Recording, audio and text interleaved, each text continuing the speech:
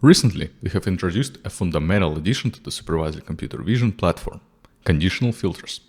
These are instrumental for searching, filtering and exploring data and are designed to handle datasets of any size. Allow me to guide you through them. To begin, let's dive into a practical project example. I'll be using Pascal VOC, a dataset widely recognized within the computer vision community, to illustrate our points. Now, navigating to the Filter tab, we see a variety of sorting options.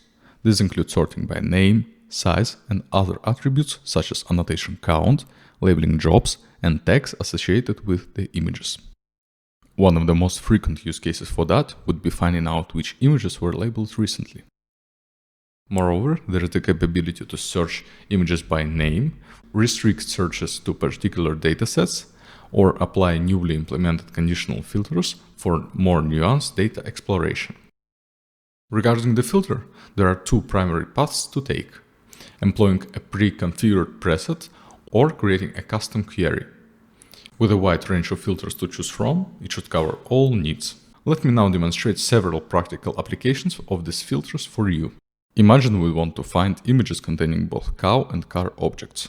By inputting this criteria into our filter, we can swiftly find the desired images.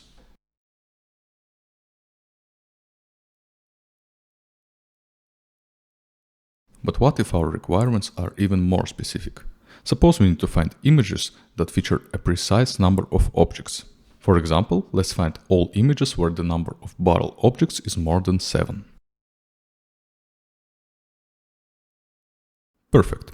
Lastly, we can find images with a specific tag attached to them. In my case, I would want my images to include cow objects and have tag relabel attached to them. Once the images have undergone filtering, you have the option to select them and perform various operations, such as removal or creation of a labeling job for them. You can even use filters as a neural network model evaluation tool to find images that surpass a certain confidence threshold in combination with other conditions.